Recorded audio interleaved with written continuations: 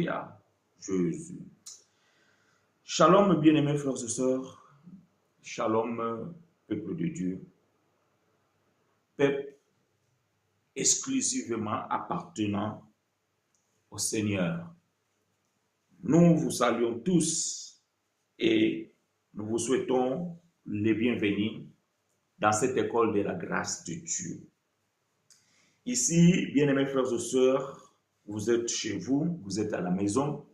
Ici, bien-aimés frères et sœurs, nous sommes dans une académie, nous sommes dans une école et que chacun de nous, bien-aimés, a la liberté de poser la question et de pouvoir interréagir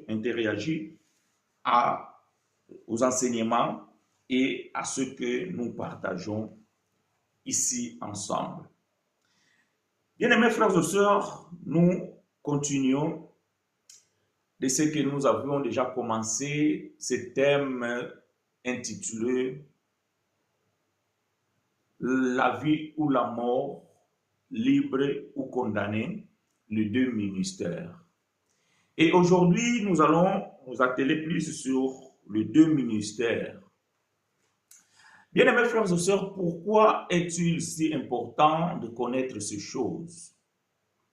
Est-ce que vraiment cela a l'importance par rapport à notre foi, par rapport à notre croyance?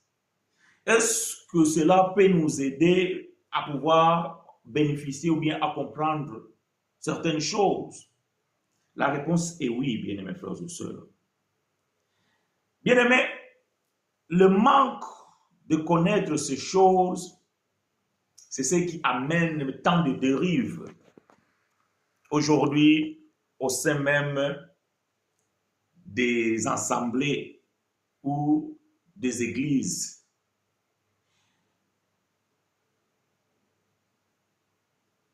Faute de ne pas comprendre ces différences qui se trouvent dans la Bible, le temps, les choses qui sont arrivées, le fait de ne pas maîtriser cela, cela a conduit la religion à des dérives. Voilà pourquoi, bien-aimé, est tellement important de pouvoir avoir la connaissance, surtout de ces choses que nous partageons ici, parce que cela nous aide, bien-aimés frères et sœurs, à pouvoir comprendre bien la Bible, à pouvoir bien discerner la Bible, et aussi à pouvoir faire la différence entre ce qui est écrit et ce que nous devons mettre en pratique.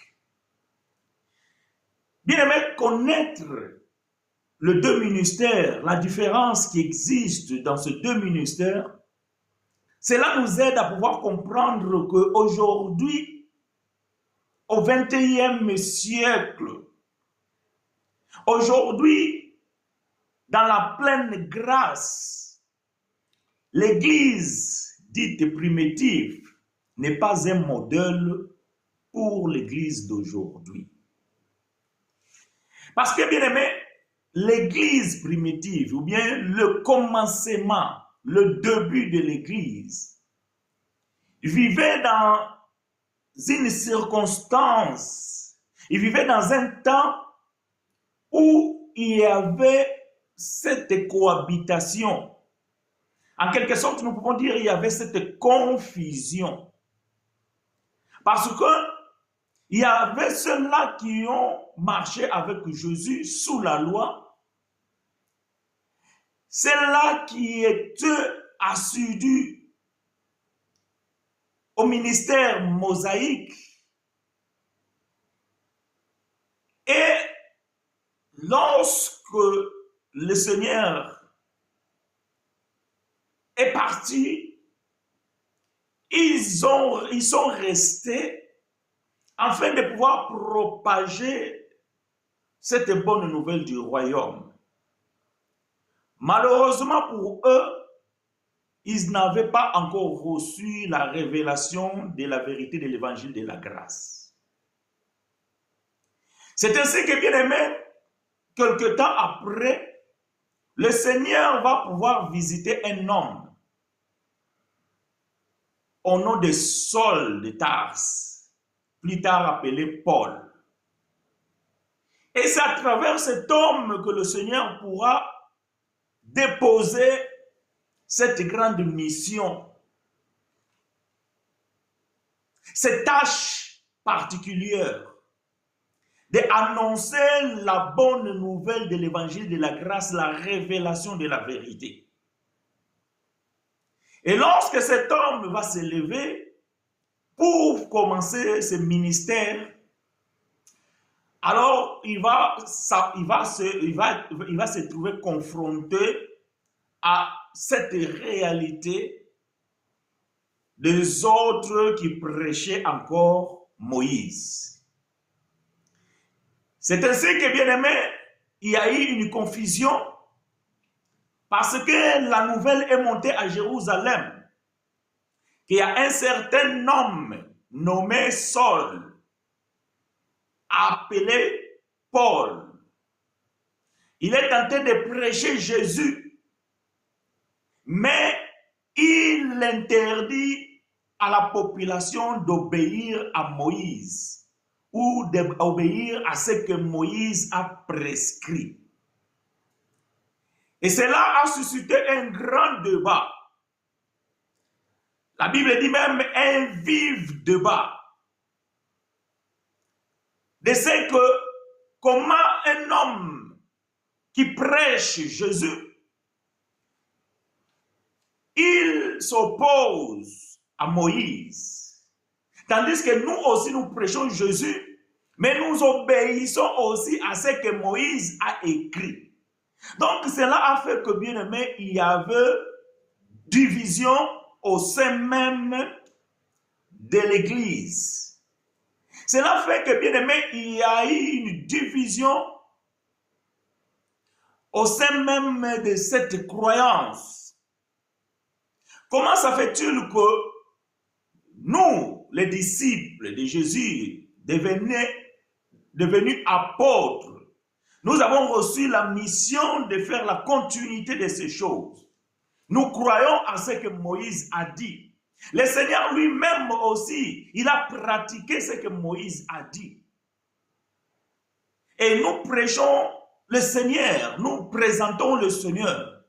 Et comment ça fait-il qu'il y a aussi cet homme-là qu'on entend dire qu'il présente aussi le Seigneur Jésus, mais par contre, il s'oppose à Moïse.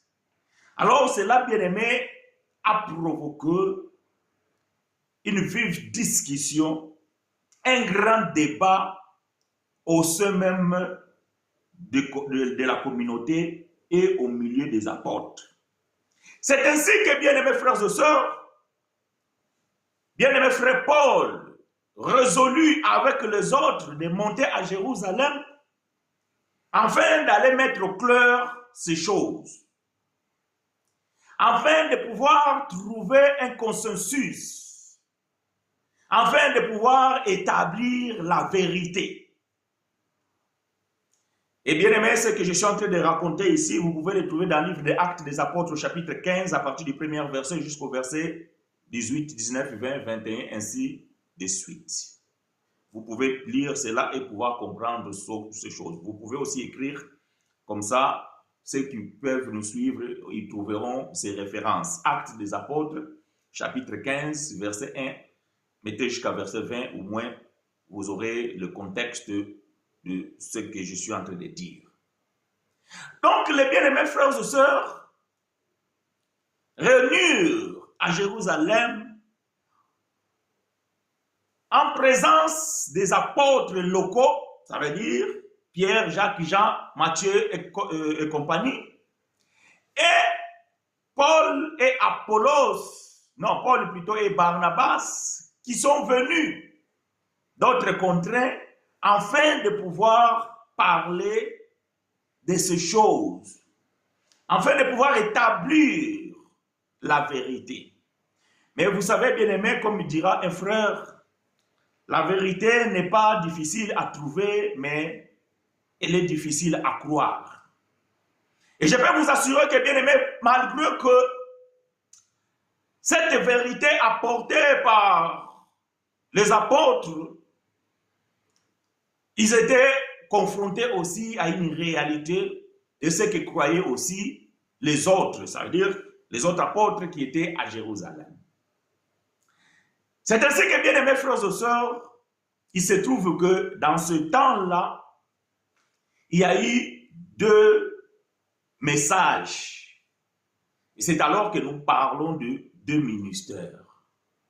Il y avait le ministère de Moïse, perpétué par les apôtres qui étaient des disciples de Jésus.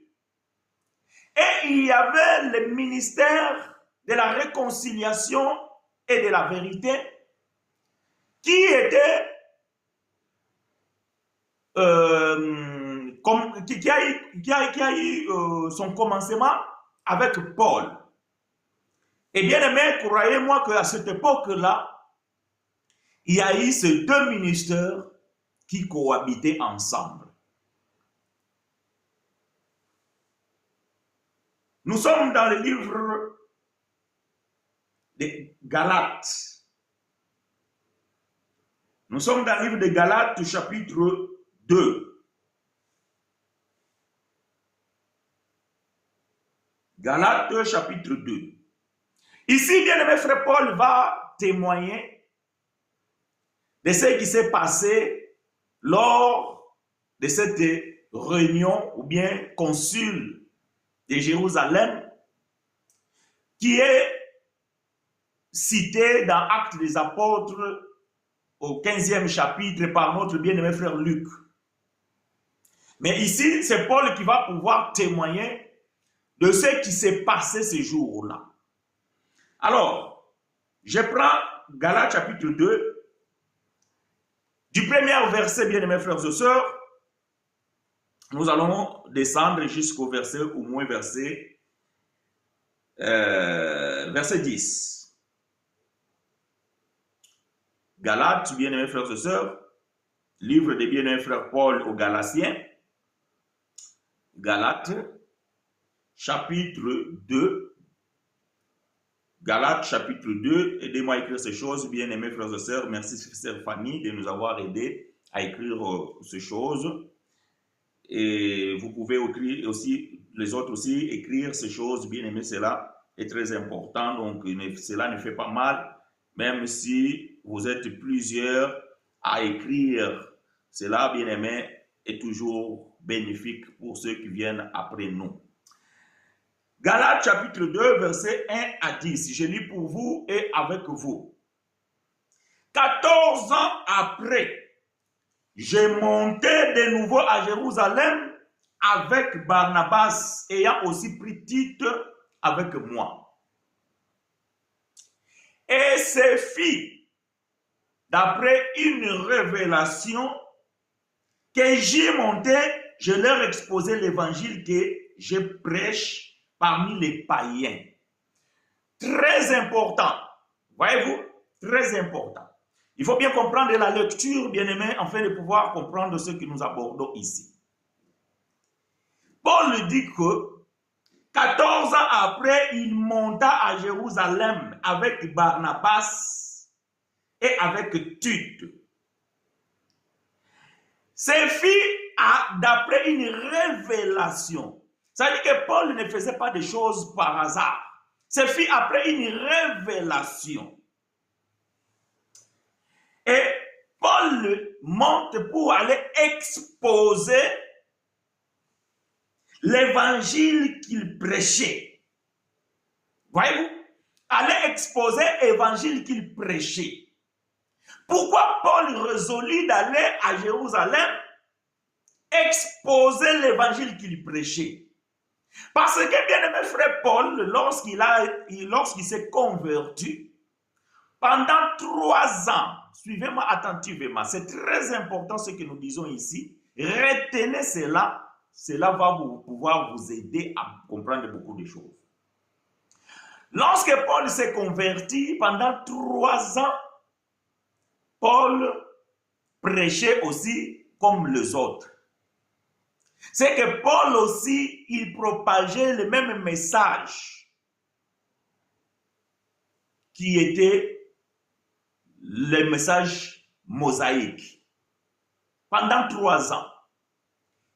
C'est au 3e année que le frère Paul va être ravi au 3e ciel.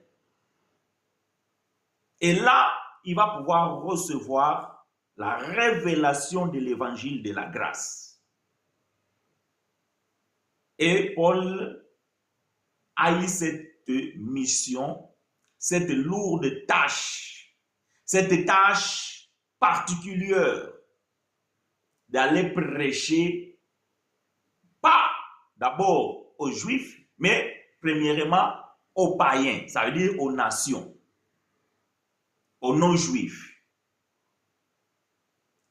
Après avoir prêché à l'Antioche, Éphèse, Galate, etc., 14 ans après, voyez-vous, ça veut dire que Paul a commencé son ministère pendant 14 ans en train de prêcher l'évangile de la grâce, la vérité de l'évangile. Et pendant ce temps-là, à Jérusalem, les autres continuaient à prêcher Jésus mélangé avec les coutumes et la loi mosaïque. Ils croyaient encore que pour être sauvé, il fallait se faire circoncire. Ils croyaient encore que pour que tu sois pardonné, il fallait recevoir le baptême d'eau. Ils croyaient encore que pour plaire à Dieu, il fallait faire des sacrifices. Tandis que Paul avait déjà reçu la révélation que toutes ces pratiques-là n'avaient plus lieu d'être. C'était caduc. Pendant 14 ans, Paul prêchait déjà ces choses. Et ceux qui étaient à Jérusalem continuaient à prêcher Moïse. C'est alors que Paul reçoit une révélation qui l'amène à monter à Jérusalem pour aller exposer cet évangile qu'il a reçu. Cela veut dire que Paul comprend que ce qu'il est en train de prêcher diverge de ce que les frères à Jérusalem prêchent.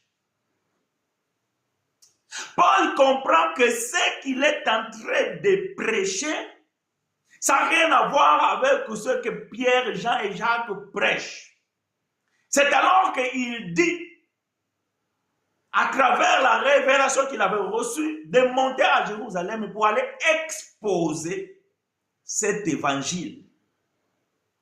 Et qui était le véritable évangile et l'évangile authentique.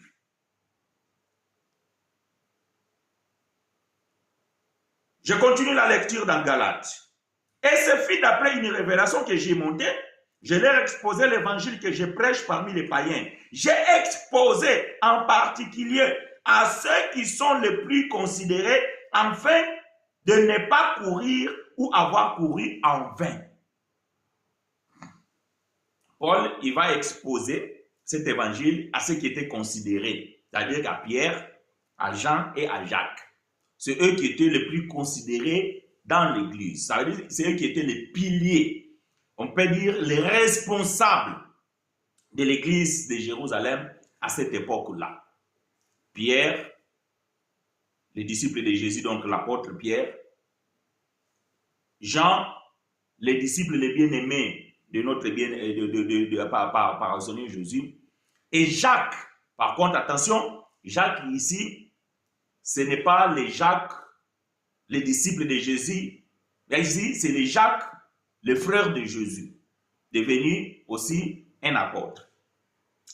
Donc, il va exposer cela afin de ne pas courir en vain. Parce que Paul voulait quand même s'assurer que ce qu'il a reçu, c'était quand même quelque chose de vrai. Il n'a pas rêvé et que ce n'est pas un esprit inconnu qui lui a parlé. Alors, il est monté pour pouvoir exposer cela et, d'autres termes, pouvoir confirmer son ministère. Verset 3. Mes titres qui étaient avec moi et qui étaient grecs ne furent pas même contraints de se faire circoncire. Et c'est là, à cause des faux frères, qui s'était furtivement introduit et glissé parmi nous pour épier la liberté que nous avons en Jésus-Christ avec l'intention de nous asservir. Voyez-vous? Quand Paul va monter à Jérusalem cette fois-ci-là avec Tude, remarquez que aux premières 3 ans que Paul a de son ministère, il avait monté à Jérusalem aussi avec Timothée. Lui-même va pouvoir dire que quand il est monté, il a vu Pierre, il a vu Jacques, ainsi, et il a vu personne d'autre. Ils étaient d'accord parce que Paul aussi prêchait comme eux, et avec lui, il avait amené Timothée, et qu'il avait circoncis Timothée, parce que Timothée n'était pas un juif à part entière, alors il ne pouvait pas intégrer la communauté de Jérusalem sans pourtant être circoncis, et c'est Paul lui-même qui va pouvoir le circoncire. Voyez-vous? Mais lorsque Paul a reçu la révélation que la circoncision n'était rien, ce qui comptait c'était la circoncision du cœur, donc cette fois, après avoir reçu la révélation, parce qu'ici nous sommes déjà 14 ans après, il va monter avec Tite. Cette fois-là, les frères ils vont s'introduire pour dire à Paul que cet homme-là, il doit se faire circoncire. Mais Paul, il a réfuté et il a refusé, et Paul, il n'a pas cédé. Et il n'a pas circoncis Timothée parce que Paul, il a compris que il voulait, et ce peuple-là voulait les asservir. Ça veut dire que les mettre sous l'esclavage de la loi de Moïse. Verset 5. Nous leur cédâmes pas un instant et nous résistâmes à leurs exigences afin que la vérité de l'évangile fût maintenue parmi vous. Ah! Afin que la vérité de l'évangile fût maintenue parmi vous. Oh frères chinois, mais pourquoi vous dites qu'il ne faut pas se faire baptiser dans l'eau? Mais dans la Bible, c'est écrit le baptême d'eau. Dans la Bible, c'est écrit aussi il faut se faire circoncire. Mais Paul s'opposait à cela parce que cela n'était pas conforme à la vérité de l'évangile. Nous nous opposons au baptême d'eau parce que cela n'est pas conforme à l'évangile de la vérité, ou bien conforme à la vérité de l'évangile. Voilà pourquoi, bien aimé, même si cela est écrit dans la Bible, nous avons l'explication. Nous pouvons vous expliquer pourquoi le baptême et à quoi servait le baptême d'eau. Et pourquoi dans la nouvelle alliance, le baptême d'eau est caduc. Nous pouvons vous l'expliquer. De même, Paul aussi expliquait que la circoncision est caduque. Cela n'a pas l'importance dans la nouvelle alliance. Paul dit, nous ne cédâmes pas, nous résistâmes à leurs exigences. Nous résistons aussi à ces exigences-là, bien aimé, que non, si tu n'es pas baptisé, tu iras en enfer. Nous refusons, si tu n'es pas baptisé, bien aimé, tu ne peux pas être sauvé. Nous refusons. Cela, c'est des mensonges. Parce que la vérité de l'évangile nous montre que le salut est gratuit par la grâce. C'est une grâce de Dieu.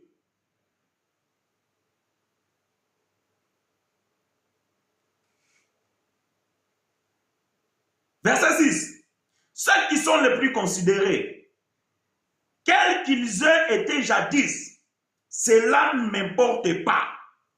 Voyez-vous, Paul parle ici à ceux qui étaient les plus considérés, ça veut dire que Pierre, Jean et Jacques.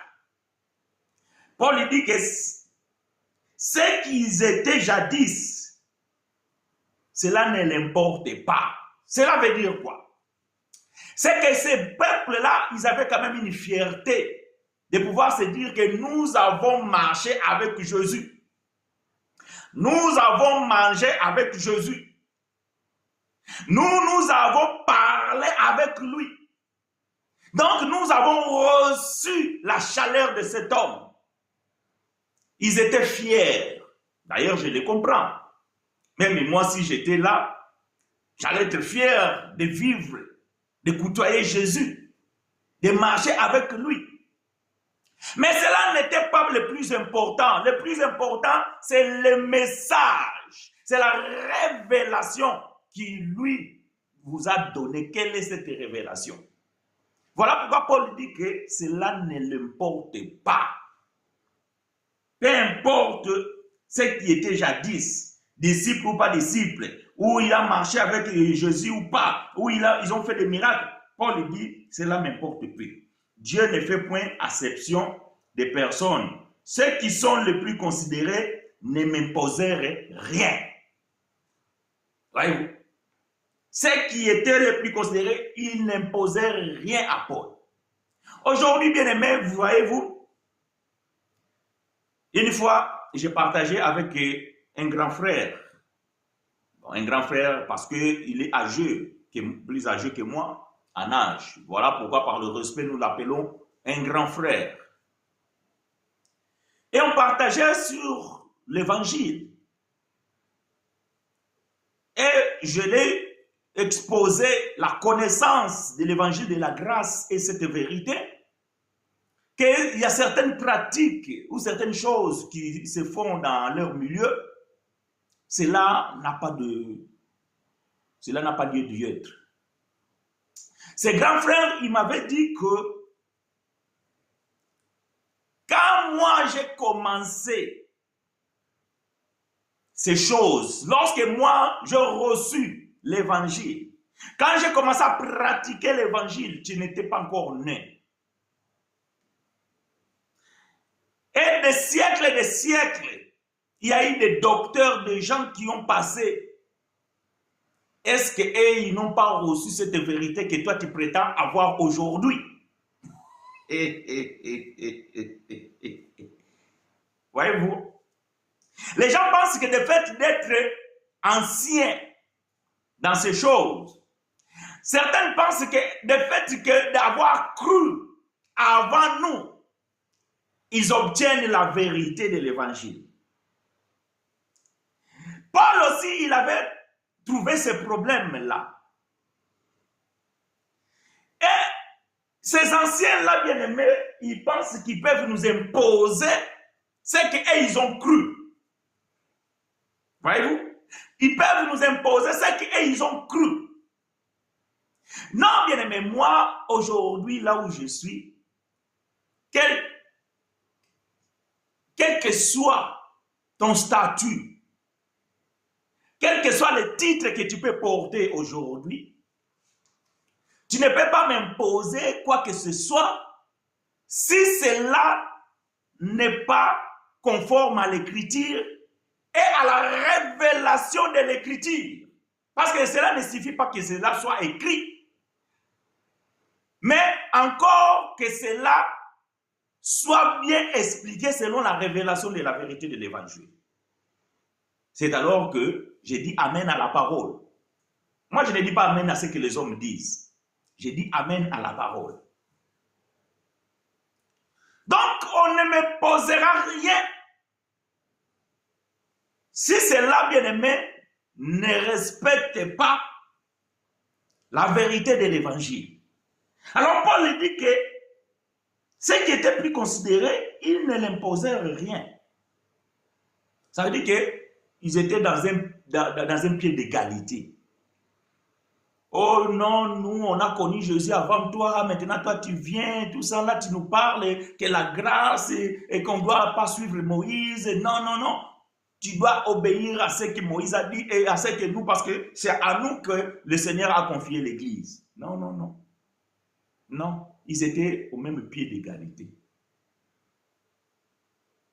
Si vous avez connu Jésus selon la chair, mais moi je l'ai vu dans l'esprit. Je suis monté au 3e ciel. Et parmi vous ici, personne, même pas un seul d'entre vous, a vécu ce que moi j'ai vécu. Alors, vos histoires-là, que nous avons marché avec Jésus et tout ça, et attention, j'extrapole, parce qu'il y a des gens qui me suivent, vont aller chercher dans la Bible où est-ce qu'il y a eu cette conversation. Non, c'est Frère Chouna qui est en train d'extrapoler. Vos histoires-là que vous avez marché avec Jésus, Pierre, que non, toi tu as essayé de marcher sur les eaux. Ok, non, vous avez chassé les démons, c'est très bien. Mais moi, je suis allé au troisième ciel. Et là, j'ai entendu des choses que l'homme ne peut pas entendre. Et là, j'ai vu ce que l'œil humain ne peut pas voir. Et là, j'ai entendu un langage de soupirs. Donc, des mots inexprimables que l'oreille humaine ne peut pas saisir. Et que l'œil humain ne peut pas voir. Voilà ce que moi j'ai vu. Alors, vous n'avez rien à m'imposer. Au contraire, vous devez obéir à ce que moi j'ai dit, parce que ça, c'est la révélation de la vérité. Voilà comment Frère Chinois comprend ces choses. Au contraire, voyant que l'évangile m'a été confié pour les incirconcis, comme à Pierre pour les circoncis. La Bible Semeur dit que, voyant que l'évangile m'a été confié pour les non-juifs, comme à Pierre pour les juifs. Voilà, ça c'est la version Semeur, ou même la version français courant. Donc Paul dit qu'au contraire, voyant que l'évangile m'a été confié pour les incirconcis, comme à Pierre pour les circoncis, car celui qui a fait de Pierre l'apôtre des circoncis a aussi fait de moi apôtre des païens. Voyez-vous? Donc Paul était comme le représentant. C'est lui qui est l'apôtre, l'envoyé, parce que le mot apôtre, l'étymologie des mots apôtre veut dire envoyé. Ça veut dire que c'est lui qui a été envoyé chez les païens, ça veut dire chez les nations, c'est Paul. C'est ainsi que quand vous lisez Matthieu chapitre 28, allez par tout le monde, faites de toutes les disciples, de toutes les nations mes disciples. Les nations qu'on parle là-bas, c'était les Juifs dans la dispersion. On a déjà expliqué ces choses. Mais quand aux nations païennes, c'est-à-dire que les non-juifs, c'est lui qui a reçu le mandat. C'est lui qui a été envoyé, l'apôtre des païens, ou bien apôtre des nations. C'est fils bien-aimé frère Paul. Et Paul dit que Pierre, il était l'apôtre des circoncis, c'est-à-dire les Juifs. Donc, vous comprenez que déjà ici, bien aimé, il y a eu déjà le schisme, c'est-à-dire que la séparation. Il y a eu déjà deux mouvements. Donc, il y avait un mouvement pour les Juifs et il y avait un autre mouvement pour les non-Juifs. Qu'est-ce qui caractérisait cette différence? C'était les messages apportés à ce peuple-là. Le message de Pierre aux Juifs, Pierre ne pouvait pas dire aux Juifs que ne donnez pas la dîme. Pierre ne pouvait pas dire aux Juifs que la circoncision c'est rien. Pierre ne pouvait pas dire aux Juifs que c'est la grâce mais pas les œuvres. Non, impossible chez les Juifs. Cela ne passe pas. Tandis que Pierre, il a dit chez les païens, si vous vous faites circoncire, vous êtes déchus de la grâce. Si vous donnez la dîme, vous êtes des esclaves. Si vous jeûnez, vous anéantissez la croix de Christ. Si vous allez chercher Dieu à la montagne, vous ignorez qui est le Dieu. Parce qu'il se trouve dans votre cœur.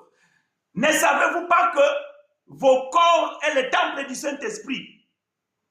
Alors que Pierre ne pouvait pas dire ça. Pierre devait dire que c'est à Jérusalem qu'on doit adorer. C'est dans le temple de Jérusalem, là où se trouve l'arche de l'Alliance. Et c'est là où on doit aller adorer.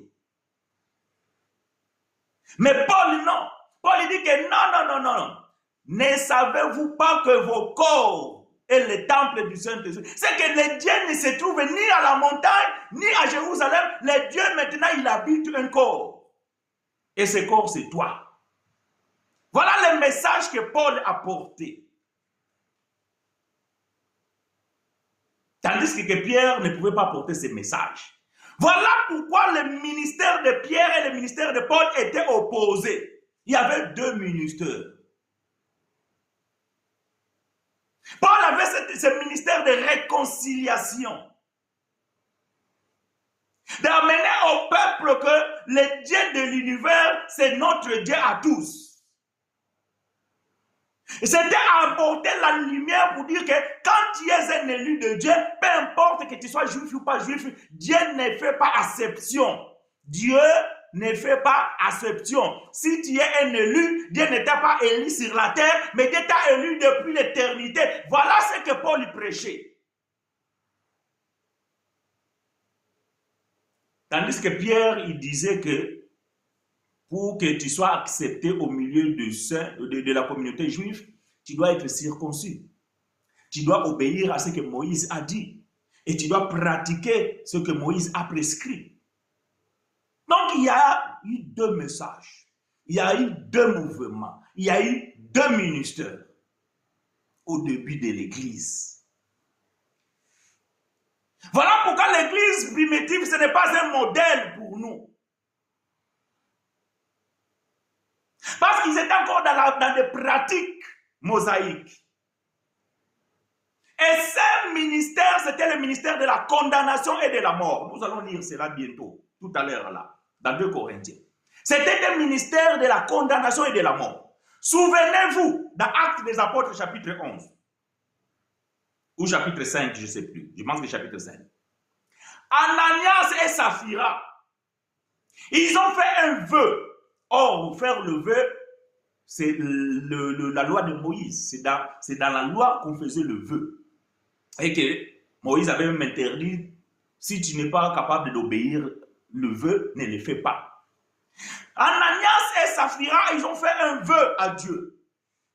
Que quand nous allons vendre notre terrain, nous allons donner tout l'argent à l'église. Seulement quand ils ont vendu le terrain qui leur appartenait, ils ont résolu de garder une partie de l'argent. Et lorsqu'ils sont allés voir les disciples ou les apôtres, en l'occurrence Pierre, ils ont présenté la moitié ou bien une partie de la somme qu'ils avaient vendu le terrain. Lorsque Pierre il a reçu cela, saisi par l'esprit, il a compris que les frères ont menti. Ils ont commis un péché. Parce qu'ils ont désobéi à la loi. Alors Pierre va dire, pourquoi vous avez tenté l'esprit? Quand vous avez, avant de vendre le terrain vous appartenait. Quand vous l'avez vendu aussi, vous avez pris l'argent, cela aussi c'était à vous. Mais pourquoi vous avez résolu de tenter de mentir? Voilà la sentence. Pendant que Pierre parlait, avec la puissance du ministère de Moïse qui donne la mort, Ananias est tombé, mort. La Bible dit que quelque temps après, sa femme aussi, elle vient. Et Pierre va poser la question. Est-ce qu'à ce prix-là que vous avez vendu le terrain? La femme, elle a dit, oui, apôtre, c'est le prix que nous avons vendu le terrain. Pierre dit que, attends, les gens qui sont allés enterrer ton mari, ils arrivent pour te prendre aussi pour aller t'enterrer, et à l'instant même, Saphira aussi meurt. Voilà le ministère de la condamnation et de la mort. Il n'y a pas la grâce. Parce que la Bible déclare, selon la loi de Moïse, il y a les péchés qui amènent à la mort et il y a les péchés qui n'amènent pas à la mort, dont vous pouvez prier pour ces personnes. Ces gens ont connu la mort par la condamnation du ministère de Moïse. Ils ont connu la mort.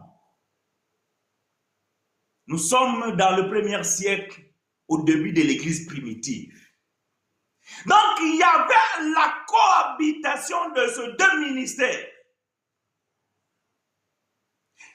Les apôtres de Jésus, ou bien ceux qui étaient des disciples de Jésus, exerçaient le ministère mosaïque, ministère de la condamnation et de la mort. La population, ils ont eu la frayère. Ils ont tremblé. Ils ont dit, mais quelle est cette puissance? C'est la puissance de l'évangile de Moïse. C'est la puissance du ministère de Moïse. Ce ministère ne connaît pas la grâce. Jean chapitre 1, verset 17. Nous allons revenir dans Galates. C'est comme ça que nous prêchons. Jean chapitre 1, verset 17. Écoutez ce que déclare la Bible. Car la loi a été donnée par Moïse. La grâce et la vérité. La loi est venue tout seul, accompagnée sous la couverture, la condamnation et la mort. Parce que ici, Jean ne le dit pas. Mais Paul, il a expliqué dans 2 Corinthiens que nous allons lire tout à l'heure. Quand la loi est venue, sous sa couverture était cachée la condamnation et la mort. Mais la grâce, elle vient avec la vérité. Voyez-vous? La grâce, elle vient avec la vérité. Retournons dans Galates chapitre 2.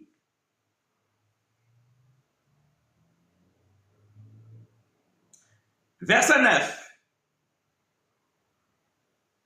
Ayant reconnu la grâce qui m'avait été accordée, Jacques, Céphas qui est Pierre, et Jean, qui sont regardés comme des colonnes, me donnèrent à moi et à Barnabas la main d'association, afin que nous allassions, ça veut dire afin que nous allions, nous irions, afin que nous allassions, nous, vers les païens, et eux, vers les circoncis. Mais pourquoi? Pourquoi? Après avoir débattu, Actes des Apôtres chapitre 15, après avoir débattu, il faut trouver une conclusion. La conclusion était que les messages que Paul a portés, les messages que Paul prêchait, n'étaient pas encore prêts à être reçus par les Juifs. Non, n'étaient pas encore prêts. Les Juifs n'étaient pas encore prêts à recevoir la révélation de la vérité de l'Évangile. C'est pour cela, quand vous lisez Actes des Apôtres chapitre 13, à partir du verset 43, Paul, il est allé prêcher les Juifs. Les Juifs, ils ont rejeté ces messages. Paul, il dit que c'était premièrement vous qui devez accepter ces messages. Mais puisque vous l'avez décliné, nous sommes tournés vers les païens et nous sommes allés prêcher les païens. Et tous ceux qui étaient destinés à être sauvés ou à la vie éternelle crurent. Voyez-vous, ce n'est pas n'importe qui peut croire à cet évangile. Il faut que tu sois prédestiné afin de pouvoir croire à cet évangile. Il faut que tu sois un enfant d'éternité pour pouvoir croire à cet évangile. Donc, le message de Paul ne pouvait pas être reçu chez les Juifs. Voilà pourquoi ils se sont dit, toi et Barnabas, allez vers les nations, allez chez les païens, allez prêcher, et tandis que nous allons prêcher les Juifs. Parce qu'il y avait 2 messages, et que ces 2 messages ne pouvaient pas cohabiter ensemble, ou cela ne pouvait pas être reçu. C'est-à-dire que le message de Paul ne pouvait pas être reçu chez les Juifs et le message des Juifs ne pouvait pas être prêché chez les païens. Alors, ils ont donné la main d'association. Ça veut dire qu'ils se sont accordés. Ils ont dit, ok, nous avons compris la révélation, nous avons compris les messages que tu as reçus de la part du Seigneur, donc nous sommes d'accord avec toi, mais seulement ce message-là ne l'amène pas chez les Juifs, Paul, s'il te plaît. Nous t'en supplions, ne l'amène pas chez les Juifs. Va, continue, d'où tu viens avec ces témoignages que les païens ont reçu l'évangile, les païens se sont convertis. Amen. C'est très très bien. Mais chez les Juifs, cela va te causer beaucoup de problèmes. Alors, laisse-nous aller dire des mensonges. Supportez-moi, hein, mon langage parfois c'est soutenu. Donc c'est comme ça. Parce que la loi n'amène pas la vérité. Donc si la loi n'amène pas la vérité, sous la loi, il y a les mensonges. Bon, ceux qui sont éclairés peuvent comprendre. Ceux qui sont trop sensibles, trop religieux, vous allez peut-être être heurtés dans vos cœurs, mais que l'Éternel vous apaise. Donc voilà, bien-aimés frères et sœurs, la vérité de l'Évangile. Verset 10. Ils nous ont recommandé seulement de nous souvenir des pauvres, ce que j'ai bien eu soin de faire. Donc, Paul, il faisait déjà ces choses, mais bon, les autres, ils ont dit, voilà, nous allons. Je vais rallonger la lecture, je vais aller jusqu'au verset 14, pour vous faire comprendre que le message que Paul a porté, c'était un message de vérité, tandis que Pierre, Jacques et les autres, ils n'avaient pas la vérité. Parce que quand je dis comme ça, vous allez dire, ouais, mes frères chinois, c'est pas possible. Comment tu peux dire que Pierre, c'est lui qui a reçu la clé de l'église? C'est pas moi. Moi, je ne dis rien. Moi, je répète tout simplement ce que Paul a dit. Seulement, quand vous ne lisez pas la Bible, vous ne pouvez pas comprendre. Voilà pourquoi, parfois, nous sommes obligés de lire pour que vous puissiez comprendre. Écoutez ce que Paul va dire.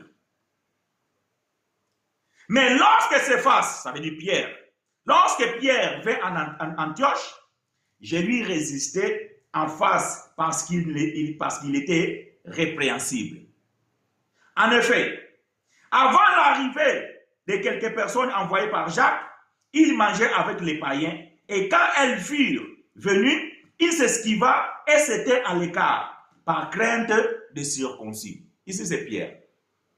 Pierre, il a décidé d'aller faire un tour en Antioche, aller visiter Paul, aller voir un peu ce que Paul témoignait, que non, les païens, ils ont reçu l'évangile, Dieu est en train de faire des miracles, donc il y a de bonnes choses, les gens se sont convertis, ils sont zélés de cet évangile.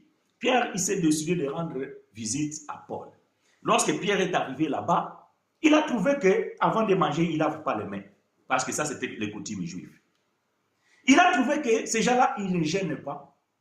Il a trouvé ces gens-là, ils ne sont pas circoncis, mais le merveille de Dieu est en train de se faire. Il a vu que ces gens-là ne vont pas chercher Dieu à la montagne, mais la gloire de Dieu se manifeste. Il dit, waouh. Donc lui aussi, il est rentré dans cette ambiance-là et sans problème, restait tranquille. Il faisait comme tout le monde. Jacques, c'est lui qui a suivi dans la loi. Lorsqu'il a envoyé des mercenaires. Et Pierre, il a entendu que non, les frères sont venus de Jérusalem de la part de Jacques. Et Pierre, il dit, je suis foutu. Ah, je suis foutu. Il a commencé à s'esquiver. Avant de manger, il va aller laver les mains comme les Juifs. À l'heure de prière, il va faire la prière comme les Juifs. Parce que les Juifs, ils faisaient les prières à la 6e heure, à la 9e heure, à la 12e. Donc, voyez comme nos frères musulmans, donc à telle heure, donc vous devez faire les prières. Les Juifs aussi, c'est comme ça. Et Pierre, donc, il se met à l'écart. Il va aller faire la prière à l'heure de prière. Mais Paul il dit, mais Pierre, moi je t'ai dit que prier sans cesse. On prie à tout moment quand on a envie de prier. On n'a pas besoin de prier à telle heure, à telle heure. Dieu n'ouvre pas les oreilles à cette heure-là et après les autres heures, Dieu bouche ses oreilles. Non. Non, il est omniprésent, il est omniscient. Il peut t'écouter à tout moment. Tu n'as pas besoin de prier à telle heure. Ne cherchez pas ça, ce que je suis en train de dire. Parce que ça, vous devez aussi lire l'histoire des Juifs pour comprendre ces choses. Et c'était comme ça. Quand vous lisez dans la Bible, vous allez voir qu'à telle ère, l'ère de la prière. Vous allez voir dans Actes des Apôtres, je pense, chapitre 3, la Bible va dire qu'à la 9e ère, l'ère de la prière, Pierre et Jean montèrent dans les temples. Et là, il y avait quelqu'un qui mendiait tout ça là. Donc, ils avaient des heures de prière. Parce que c'était leur façon de leur religion, la religion juive. Et donc, Pierre, il s'est conformé quand les frères sont venus de Jérusalem. Et lui aussi, il a commencé à faire.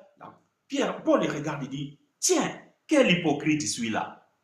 Donc, avant que les frères ils arrivent, il était là comme nous, il priait à tout moment, il mangeait sans laver les mains. Et là, maintenant, il redevient juif. Écoutez.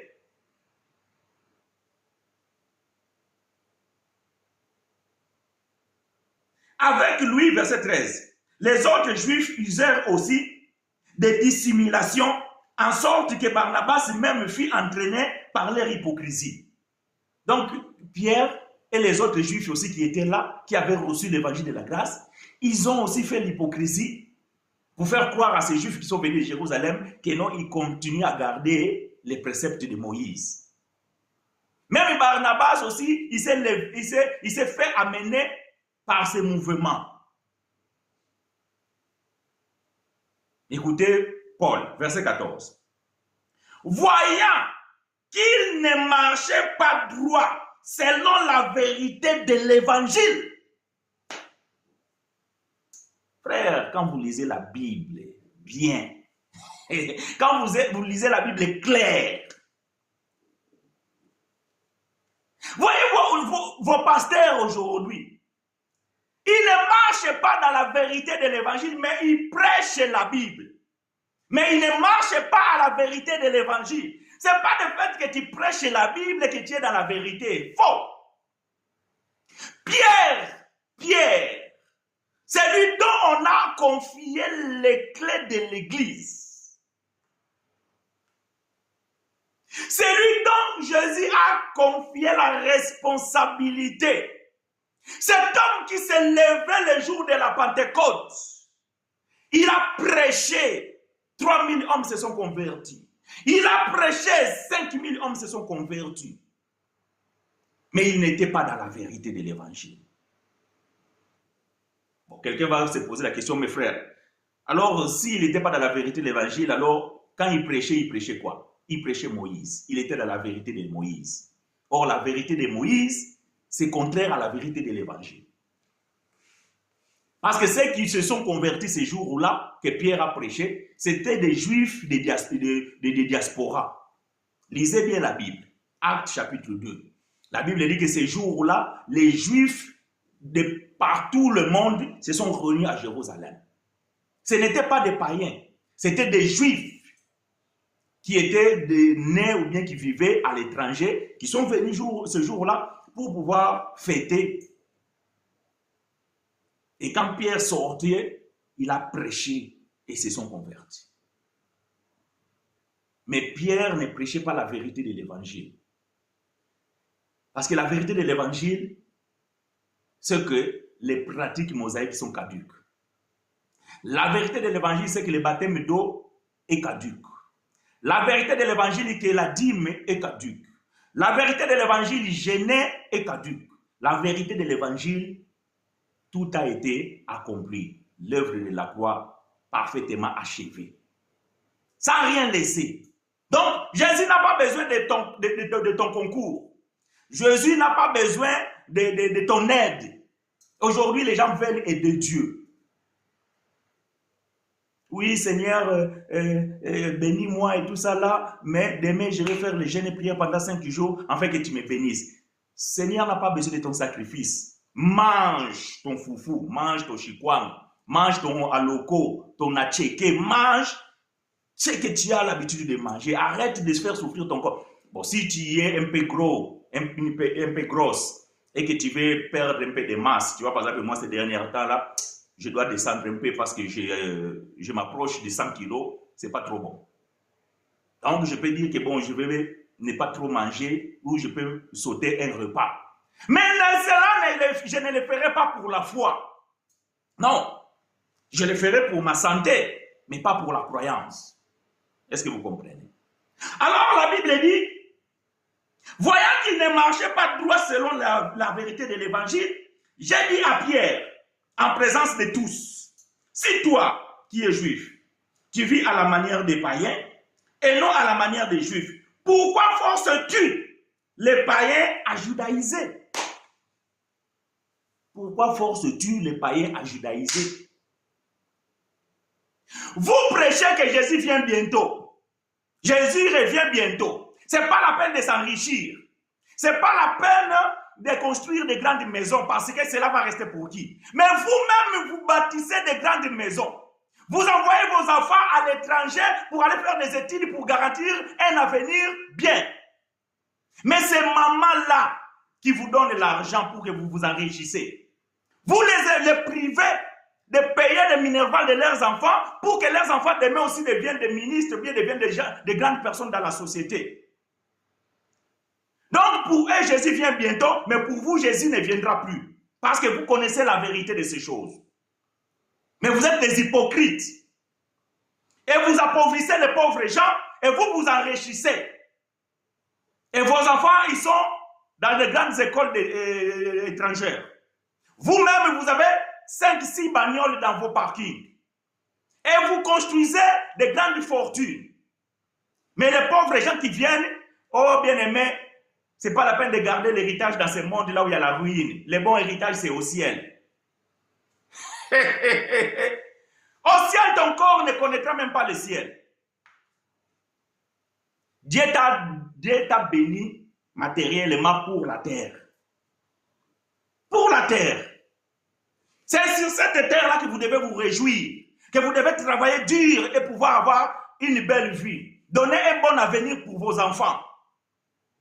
Projetez que vos enfants puissent faire des études, aller plus loin.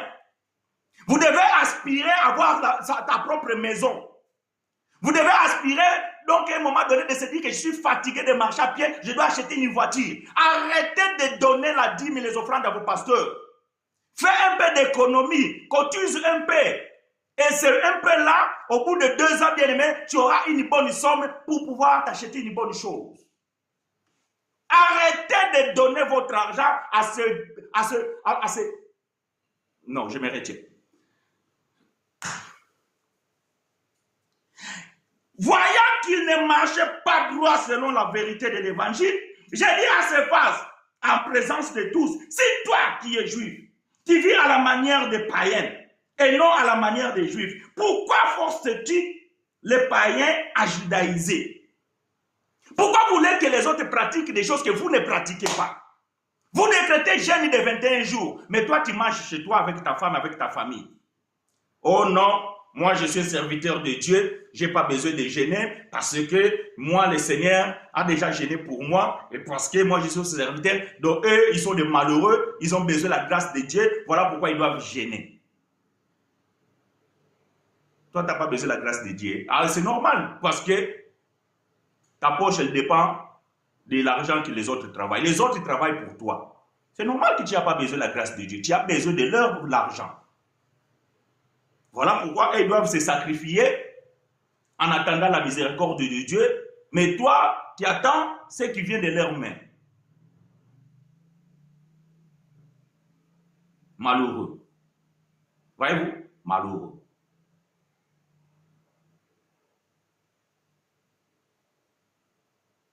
Pierre prêchait Moïse. Pierre prêchait le nom de Jésus, mais il poussait les gens à pratiquer les choses mosaïques. Vos pasteurs, ils prêchent Jésus, mais ils vous disent de faire quoi? De pratiquer la loi de Moïse. Ça, ce n'est pas la vérité. Ce n'est pas la vérité de l'évangile. Paul dit, je l'ai reproché en présence de tous, parce qu'il ne marchait pas droit selon la vérité de l'évangile.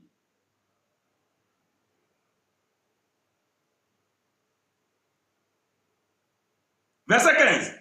Nous sommes juifs de naissance et non pécheurs d'entre les païens. Néanmoins, sachant que ce n'est pas par les œuvres de la loi que l'homme est justifié, mais par la foi en Jésus-Christ. Nous avons cru en Jésus-Christ afin d'être justifiés par la foi en Christ et non par les œuvres de la loi, parce que nulle chair ne sera justifiée par les œuvres de la loi. Les jeûnes et prières, ce sont les œuvres de la loi. La dîme, ce sont les œuvres de la loi. Les baptêmes d'eau, ce sont les œuvres. Et Paul dit que nulle chair ne sera justifiée en pratiquant ces choses.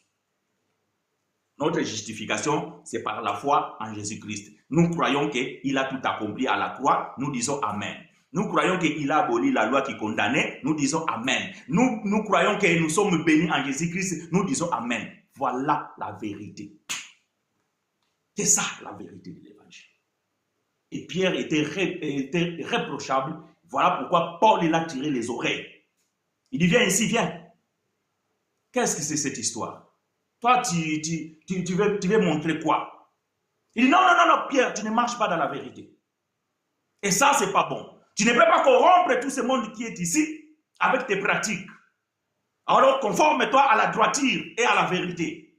Maintenant, si quelqu'un ne marche pas à la vérité de l'évangile, marche comment? Et dans le mensonge. N'ayez pas peur de le dire. Pierre marchait dans le mensonge. Comme vos pasteurs aujourd'hui, ils marchent dans les mensonges et nous vous le disons.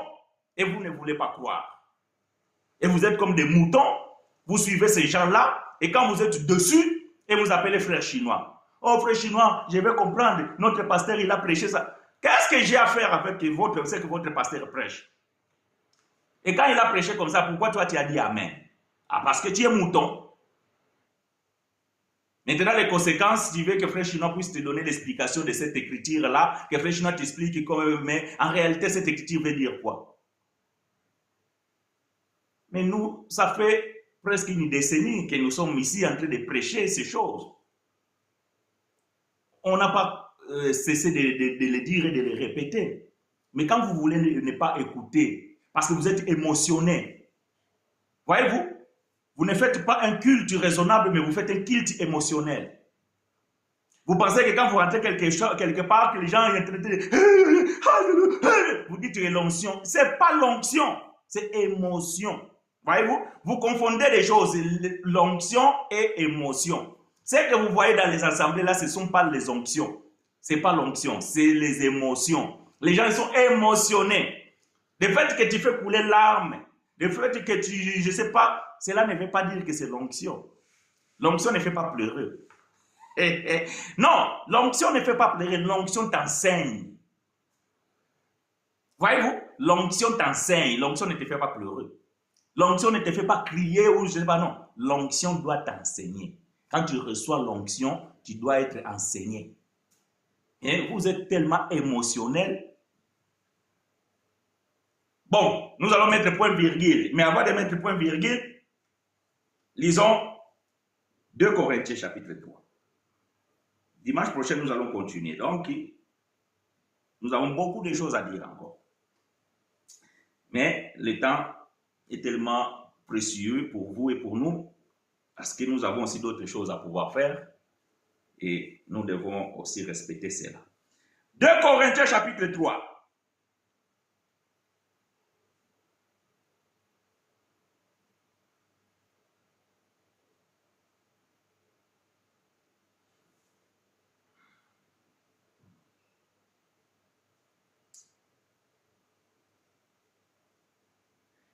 Je vais commencer par le verset 5, mais vous pouvez commencer à partir du verset 3, plutôt verset 1 si vous voulez. Moi, je vais commencer par le verset 5 jusqu'au verset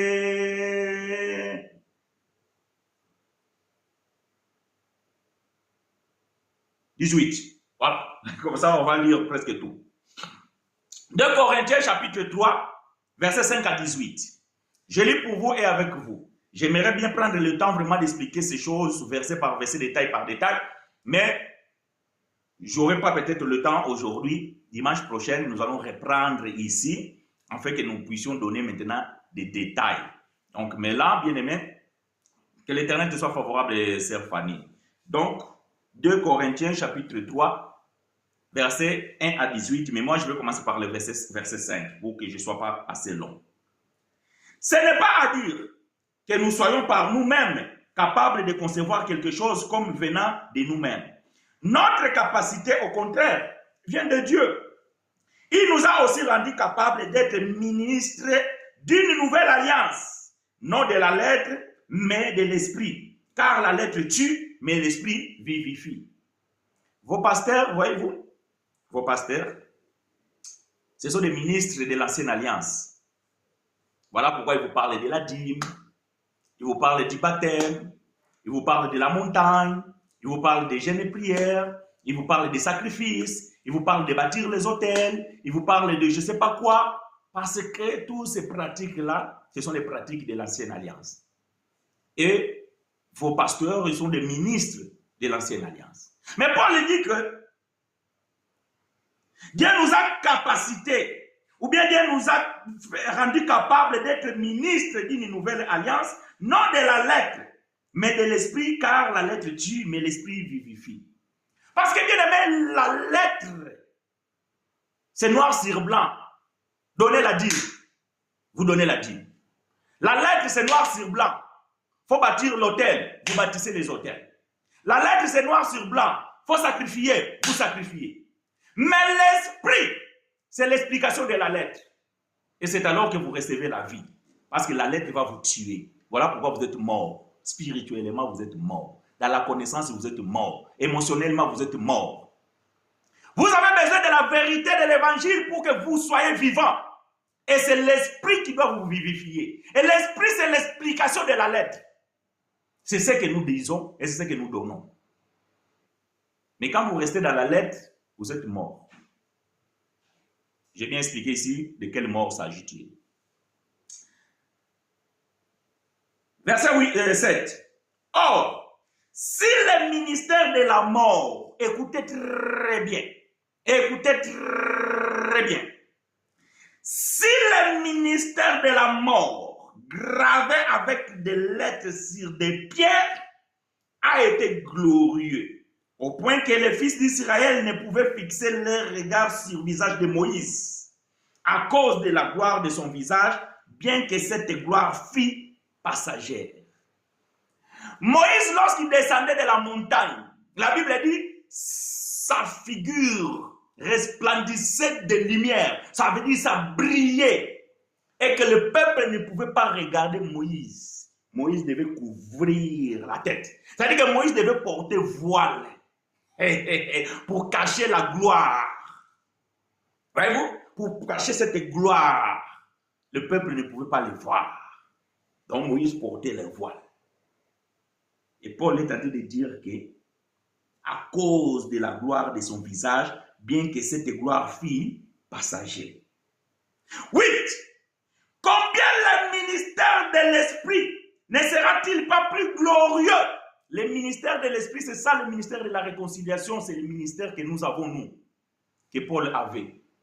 Et nous faisons la continuité de ce que Paul a commencé. Ce ministère est plus glorieux que le ministère de Moïse. Si le ministère de la condamnation a été glorieux, voyez-vous, Paul dit dans verset 7, ministère de la mort, il complète au verset 9, ministère de la condamnation. Donc le ministère de Moïse était le ministère de la condamnation et de la mort. Si le ministère de la condamnation a été glorieux, le ministère de la justice est de beaucoup supérieur en gloire. Le ministère de la justice, c'est le ministère que nous avons, que nous présentons aux hommes que vous êtes justes. Et votre justice, c'est à cause de l'œuvre de la croix. Voilà pourquoi on n'accepte plus qu'on te dise que tu es un pécheur. Tu commets des erreurs, bien sûr, parce que tu as la chair et le sang. Tu commets des erreurs. D'ailleurs, tu dois les corriger. Un enfant de Dieu, quand il commet des erreurs, il doit les corriger. Tu es faillible, parce que parfois, il y a la faiblesse de ta chair. Tu manques le but pour lequel l'Éternel t'a élu. Alors, il faut te réconcilier rapide. Il faut arranger avec les autres, avec les gens. Mais n'accepte pas qu'on te dise que tu es un pécheur, que tu es une péchereuse. Non, en acceptant cela, vous anéantissez la justice de Dieu obtenue par la foi en Jésus-Christ. Est-ce que vous me recevez? Oh Seigneur de gloire. La justice que nous vous présentons ici, c'est la justice qui s'obtient par la foi en Jésus-Christ. Vous devez accepter l'œuvre totale et achevée de la croix, sans y ajouter quoi que ce soit. Vous n'avez pas besoin d'ajouter quoi que ce soit. Vous croyez tout simplement que Christ, il a tout accompli. Et il n'y a plus de condamnation. Parce que c'est lui qui condamnait le peuple. La loi de Moïse, Christ a mis fin à cela. Voilà pourquoi le ministère de la justice est de beaucoup supérieur en gloire. Et sous ces rapports, écoutez bien, sous ces rapports, ce qui a été glorieux ne l'a point été à cause de cette gloire qui lui est supérieure. Qu'est-ce que Paul veut dire? Paul veut dire tout simplement que quand la grâce vient, la grâce a étouffé la loi. Parce que le glorieux est le plus glorieux, donc le plus glorieux domine. Malheureusement, dans la religion, ce n'est pas le cas. C'est le glorieux qui veut dominer le plus glorieux. Vous renversez l'évangile. Ce que vos pasteurs prêchent là, ce n'est pas l'évangile. Paul va dire dans Galates chapitre 1, verset 6 à 7. Je m'étonne que vous vous détourniez si promptement de celui qui vous a appelé par la grâce pour courir après un autre évangile. Pas parce qu'il y a un autre évangile. Il n'y a qu'un seul évangile. Mais il y a des gens qui vous troublent et qui veulent renverser la vérité de l'évangile de la grâce pour vous mettre, pour vous dominer et vous mettre sous l'esclavage de la loi. Mais nous disons non. Non. Vous allez le faire sans nous. Et quant à nous, nous allons vous combattre. Jusqu'à laisser nos chairs. Nous allons vous combattre. La vérité est que le ministère glorieux a été dominé par le ministère plus glorieux. Verset 11. En effet, si ce qui était passager a été glorieux, ce qui est permanent est bien plus glorieux. Voyez-vous, la loi devait passer, mais la grâce, elle est éternelle. C'est dommage, il y a des gens qui disent que la grâce va partir, après la grâce va aller à Jérusalem, la grâce va aller en Israël. Je ne sais pas. Où est-ce qu'ils sortent ces versets de Bible et tout ça là, parfois mal interprétés. Bon, ça c'est notre sujet. Paul dit que ce qui est permanent est plus glorieux. Ce qui est permanent, c'est quoi? C'est le ministère de la grâce, le ministère de la justice, le ministère de la réconciliation, ministère de l'esprit. Ayant donc cette espérance, nous disons d'une grande liberté. Et nous ne faisons pas comme Moïse. Écoutez, voyez, nous, moi frère chinois, frère Paul, frère Tite, frère Timothée, frère Barnabas, frère Apollos, ainsi que d'autres qui prêchent l'évangile de la vérité de la grâce, nous ne faisons pas comme Moïse. Qu'est-ce que Moïse faisait, frère Paul? Nous ne faisons pas comme Moïse, qui mettait un voile sur son visage pour que les fils d'Israël ne fixassent pas le regard sur la fin de ce qui était passager. Mais ils sont devenus durs d'entendement, car jusqu'à ce jour, même le voile demeure quand ils font la lecture de l'Ancien Testament et ils ne se lèvent pas parce que c'est en Jésus-Christ qu'il disparaît. Je dois expliquer ça. Je dois expliquer ça. Paul dit, mais ils sont devenus durs d'entendement. Vos pasteurs, vos diacres, vos bishops, vos prophétesses, vos prophètes, vos dadis sont devenus durs d'entendement. Pourquoi? Parce que, bien aimé, il y a un voile qui est jeté dans leur regard. Bon, le voile ici, ce n'est pas vraiment dans leur visage, mais le voile ici empêche que les yeux de leur cœur soient illuminés. Voilà la prière de bien-aimé frère Paul dans Éphésiens chapitre 5 qui dit que, non, verset 4, 4 il dit, j'ai prie que le Seigneur illumine les yeux de vos cœurs. Vos pasteurs, vos bishops et tous ces gens-là que j'ai énumérés ici, les yeux de leur cœur est voilé. Voilà pourquoi ils ne peuvent pas voir la gloire excellente de l'évangile de la grâce. Ils ne peuvent pas voir. Donc ils font comme Moïse. Ils cachent. Ils cachent quoi? La vérité de l'évangile de la grâce. Certaines sont des victimes. Mais certaines, bien aimés, ils sont conscients de ce qu'ils font. Mais Paul dit que nous ne faisons pas comme Moïse, qui mettait un voile sur ce visage pour que les fils d'Israël ne fixassent pas le regard sur la fin de ceux qui étaient passagers. Mais ils sont devenus durs d'entendement, car jusqu'à ce jour, même voile de mer quand ils font la lecture de l'Ancienne Alliance. Voilà. Quand ils font la lecture de l'Ancienne Alliance, il y a un voile. Donc, ils ne voient pas la révélation. Portez la dîme dans la maison des trésors. Mettez-moi l'épreuve de sorte que vous verrez si je ne vous ouvrirai pas les écluses de cieux. Amen. Voyez-vous, comme des moutons, vous criez Amen. Mais le pasteur, il vient de lire quelque chose qui est voilé. Il n'a pas ouvert. Il n'a pas donné l'explication. Et vous, vous êtes là. Amen. Non. Vous ne pouvez pas dire Amen à une écriture qui est sortie de son contexte. La maison des trésors, c'est où? Maintenant, je pose la question. Dieu, il a combien de maisons? Parce que dans l'Ancienne Alliance, Dieu avait qu'une seule maison. C'était le temple de Jérusalem. Avant que Salomon construise ce temple, Dieu avait la tente d'assignation que Moïse avait construite. Après, Dieu a décidé que la tente ne pouvait plus exister. Donc, Salomon, il a construit le temple, qui était la maison de Dieu. Aujourd'hui, dans la grâce, où est la maison de Dieu? Hébreux, chapitre 3, versets 5 à 6. La maison de Dieu, c'est nous.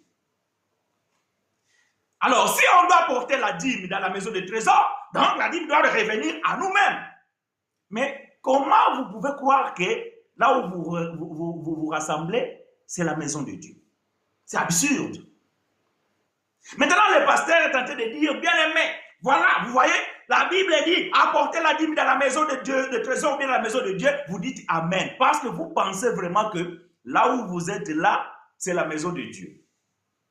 Vous savez, ici en Europe, parfois, les gens, ils louent une salle. Dimanche, ils font le culte, c'est l'église. Le soir même, le dimanche soir, ça devient une salle de fête. Quelqu'un qui est en train de fêter son anniversaire, quelqu'un qui est en train de fêter son mariage. Voire même, les gens, les businessmen viennent aussi faire leurs réunions dans cette salle-là. Et ils amènent la drogue, ils amènent tout pour des festifs.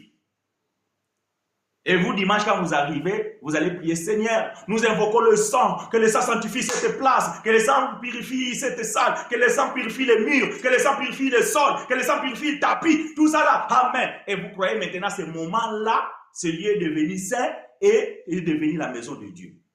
Et quand vous allez sortir, la maison devient souillée. Vous êtes dingue.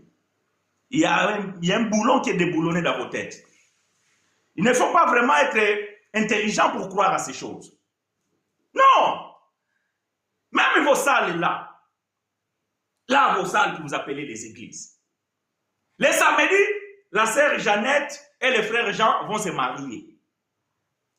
Dans la salle là, ça devient une salle de fête parce que vous allez célébrer le mariage. Et la chorale qui chante pour la gloire de Christ va chanter pour la gloire de la sœur Jeannette et le frère Jean. Soi-disant dans la maison de Dieu. Où est-ce que vous avez vu ça dans la Bible? Où est-ce que vous avez vu ça dans la Bible? Que dans l'église de Corinthe, ils ont célébré le mariage. Que dans l'église d'Éphèse, ils ont célébré le mariage. Ou dans les temples de Jérusalem, ils ont célébré le mariage. Ah, dans cette époque-là, les gens ne se mariaient pas. C'est ça que vous croyez. Donc à cette époque-là, les gens ne se mariaient pas.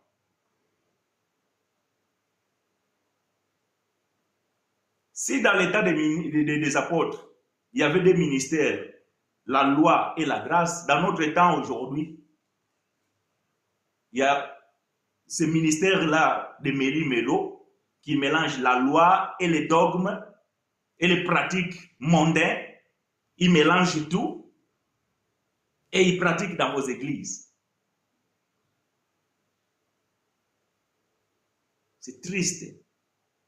Voyez-vous, c'est triste. Il y a un voile.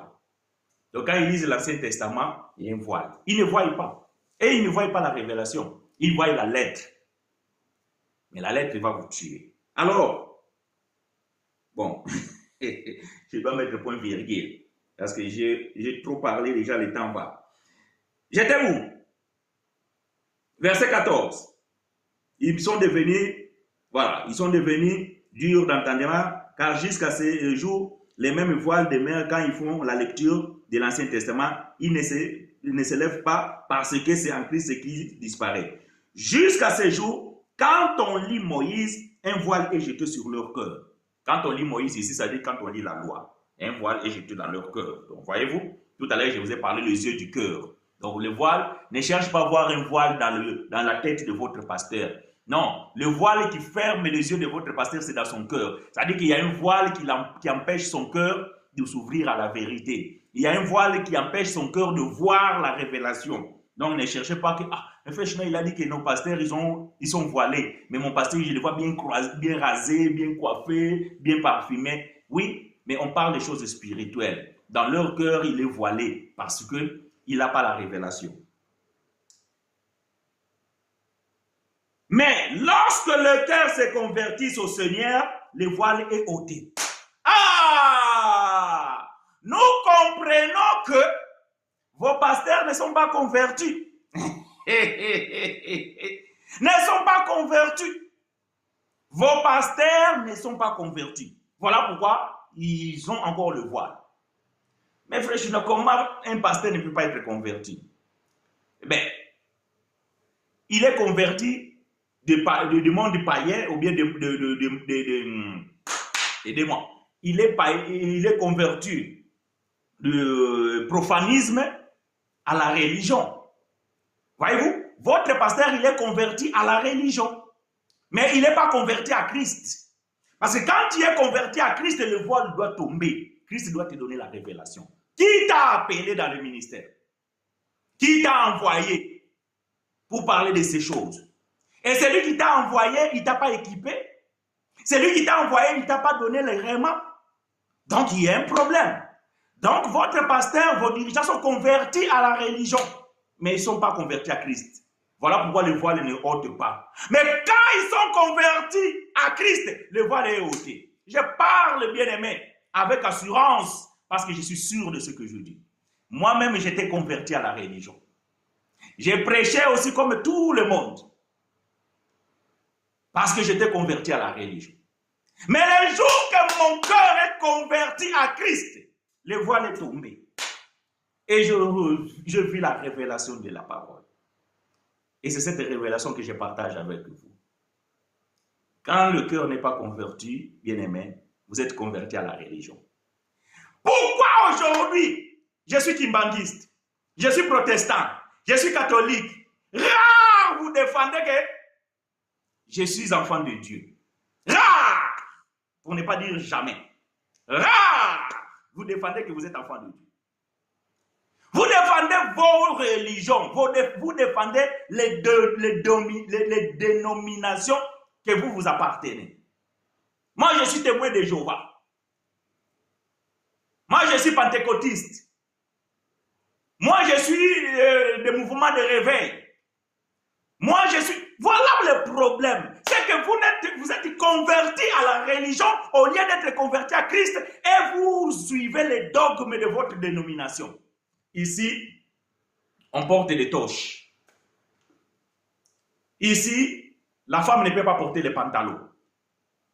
Ici, les femmes s'assoient à droite et les hommes à gauche. Ici, on doit enlever les chaussures avant de rentrer. Ah, vous ne croyez pas à parler en langue. Vous êtes vous êtes loin. Non, nous ici, nous croyons à Rababashikaraba.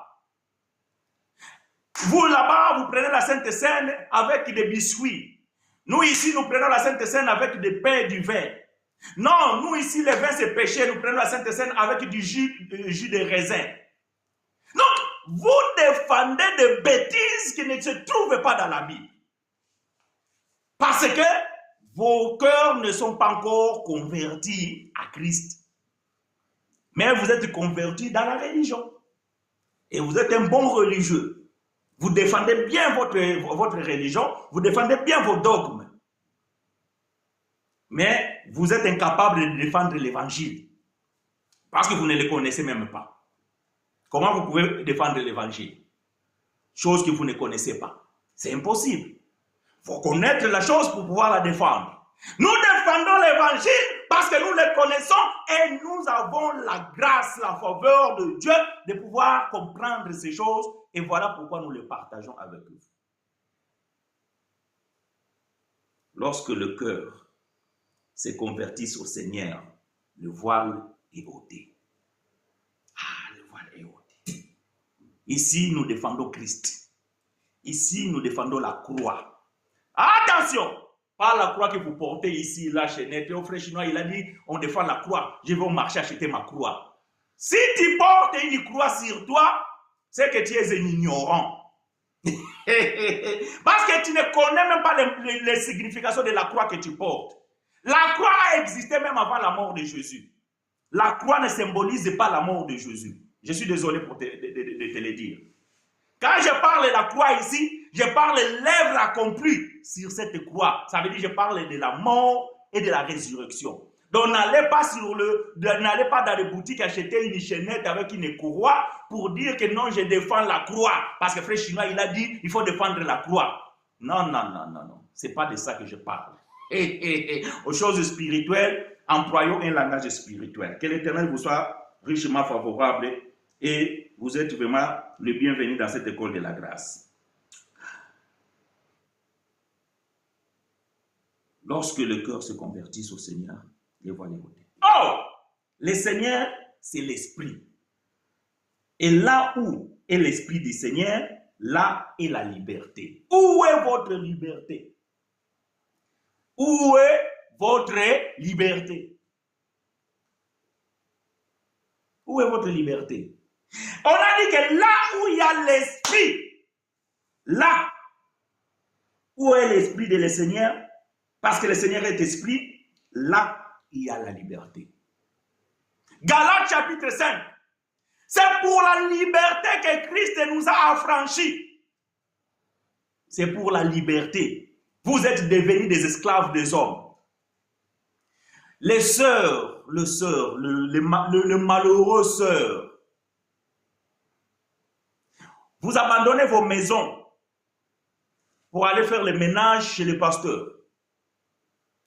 Tu abandonnes ton mari qui n'a pas encore mangé. Vous allez préparer pour le pasteur. Le pasteur est marié. Quel est le rôle de sa femme? Vous laissez votre maison pour aller arranger le lit du pasteur. La femme du pasteur, quel est son rôle? Tout cela parce que vous croyez faire l'œuvre de Dieu.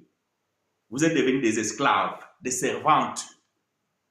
Pas les servantes de Dieu. La phrase est grammaticalement incorrecte. Elle pourrait signifier tout cela parce que vous croyez. Là, c'est la technologie. Vous voyez, j'ai touché juste un thème, je ne sais pas quoi. Le Google, il a... Bon, on oublie. Vous êtes devenus des servantes, des serviteurs.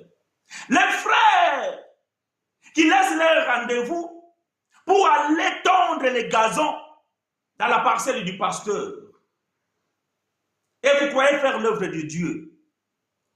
Non, vous êtes devenus des esclaves. Le pasteur, il gagne bien sa vie. Il peut employer quelqu'un pour tondre sa pelouse. Le pasteur gagne bien sa vie. Il peut employer quelqu'un pour faire le ménage chez lui. Vous ne faites pas l'œuvre du Seigneur, vous êtes devenus des esclaves. Je suis désolé de vous le dire. C'est la pure vérité. que vous ne voulez pas accepter, ça c'est votre problème. Mais vous devez écouter ça. J'ai vu ces choses en Afrique. Je l'ai vu. Peut-être même ici aussi en Occident, ça se pratique. Mais surtout en Afrique. Les mamans se poulmonnaient, les frères. Parce que, non, les matins doivent se réveiller vite. Parce que je dois aller balayer la parcelle du pasteur. Mais ma soeur, c'est que, ma pamboli barachaka yango. Donc, il te répond, la bénédiction, tu dois l'arracher. Donc, vous croyez que, en allant chez le pasteur faire cela, vous arrachez la bénédiction. Donc, parce que la bénédiction doit passer d'abord par le pasteur, après ça doit venir par toi. Hey! Non, je vais lire un morceau de l'écriture, parce que ça me fait mal. Écoutez, je suis dans le livre d'Éphésiens chapitre 1, verset 3. Éphésiens chapitre 1, verset 3. Béni soit Dieu, le Père de votre pasteur, le Père de votre prophétesse, le Père de votre bishop, le Père de votre dad. Non. Béni soit Dieu, le Père de notre Seigneur Jésus-Christ, qui nous a bénis de toutes sortes de bénédictions spirituelles dans les lieux célestes en Christ. Pas à votre pasteur, pas à votre bishop, pas à votre dad, en Christ. Le dépôt de ta bénédiction, c'est Christ. Ce n'est pas ton pasteur. Tu n'arraches rien en allant faire l'esclavage chez le pasteur. Tu n'arraches rien. Tu arraches la malédiction. Parce que le fait que tu as laissé ton mari à la maison, tu as laissé la chambre sale et tu es allé arranger la chambre du pasteur, ça c'est la malédiction que tu attires dans ton foyer. C'est ça que tu arraches. Tu arraches la malédiction parce que ton mari, en prenant que tu laisses sa maison sale pour aller nettoyer la maison du pasteur, il murmure, il se plaint. Et cela t'attire de la malédiction. Voilà pourquoi tu n'avances pas dans ta vie et après tu accuses les sorciers de ta famille. C'est ton pasteur sorcier qui ne t'a pas enseigné. Il faut d'abord respecter ta maison, après aller respecter la maison du pasteur. D'ailleurs, ce que tu ne dois même pas faire. Je reviens dans 2 Corinthiens parce que je dois mettre point virgule. Dimanche prochain, ne ratez pas, soyez connectés. Nous allons faire la continuité. Verset 18. Nous tous qui, les visages découverts, contemplons comme dans un miroir la gloire du Seigneur. Nous sommes transformés en la même image de gloire en gloire, comme par le Seigneur l'Esprit. Nous vivons le temps de la gloire. Nous vivons la gloire de Dieu. Bien que cette gloire, elle est spirituelle. Mais lorsque ton esprit est bien disposé, bien-aimé, ton corps doit suivre. Voilà pourquoi frère Jean pouvait dire, mon bien-aimé, je prie que tu prospères comme prospère l'état de ton âme. Donc quand intérieurement tu es prospère, quand spirituellement tu es béni, bien-aimé, cela se manifeste physiquement, cela se manifeste visuellement, parce que ton intérieur est sain, ton intérieur est propre, ton intérieur est ravissant, est rayonnant. Alors, bien-aimé, tu vas pouvoir manifester cela et nous devons le voir physiquement. Pourquoi? Parce que tu vis en gloire en Jésus-Christ par l'Esprit. Que Dieu de gloire nous soit richement favorable, bien-aimés frères et sœurs. Nous vous donnons rendez-vous dimanche prochain, même heure, même chaîne, pour faire la continuité de ces choses. Si vous avez des questions, posez vos questions, bien-aimés. Nous allons les recevoir et nous allons pouvoir répondre là-dessus. Prions afin que Dieu de gloire nous soit encore favorable.